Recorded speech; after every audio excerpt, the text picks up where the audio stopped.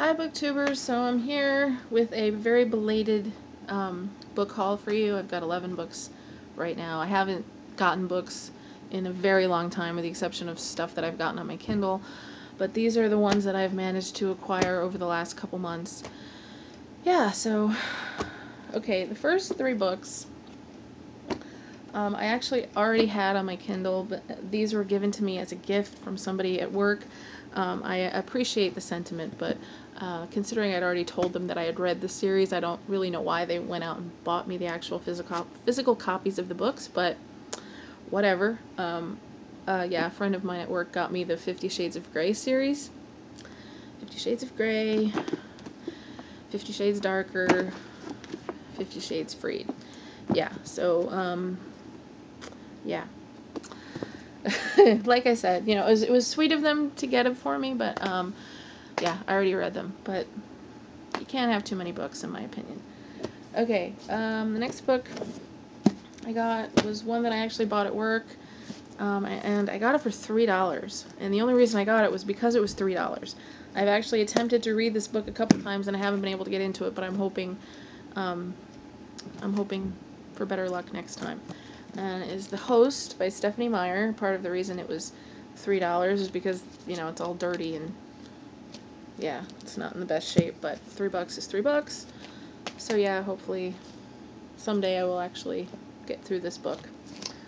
Okay, this next one is another one that I bought at work. I think it was probably in one of my moods where I was just desperate to read something, anything, and I was sort of striking out with my Kindle, so I bought this, Fireside by Susan Wiggs.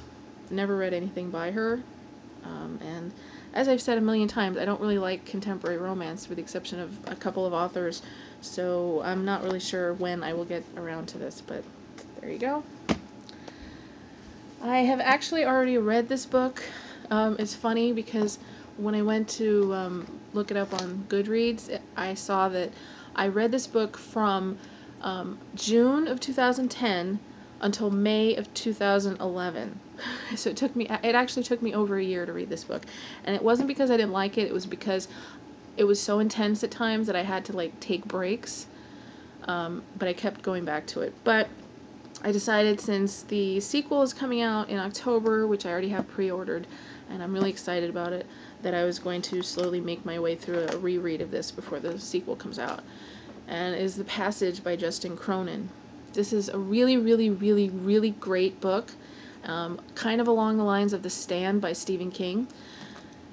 It's got like 892 pages, and it is about another post-apocalyptic, well, not post-apocalyptic, it's basically the end of the world, and it's another one of those things where it starts out as a virus, but instead of a zombie virus, it's a vampiric virus, and it is really, really well done.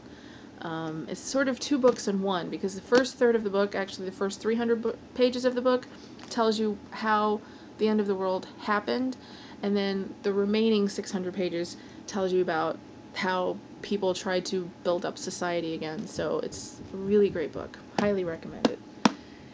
Definitely have to commit a lot of time to this book, but it's worth it in the end because it's great. Okay. Next 2 books I already had on my Kindle, but when they came out in paperback, especially in the special edition ones, I had to have them because they were 2 of my favorite books of last year. The first one being The Night Circus by Erin Morgenstern. Loved this book. Again, one of my top 5 favorite books of last year. And the other is Daughter of Smoke and Bone by Laini Taylor. I basically only wanted this because it has a preview of the second book in the series, which is called Days of Blood and Starlight. And yeah, I can't wait for the sequel to this book. Oh my god, I can't wait. Yeah, so both books are hugely recommended by yours truly. Definitely check them both out. They're both awesome. Okay. Another book I got was The Heroes by Joe Abercrombie. I'm a big fan of his series of books. His series of books, yeah. I'm a very, very big fan of his writing. He has a series Yeah, a fantasy series. Oh my God, what is the matter with me? The First Law trilogy. Yeah, all that hemming and hawing was me trying to remember the name of the trilogy that he wrote. Pretty much all of his books take place in the same world, but this is a standalone book. It takes place over the course of one battle, over a couple of days, I think, over the course of 2 days.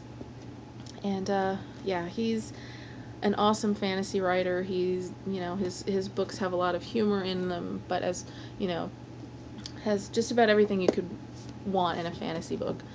Great characters, and great writing. So there you go.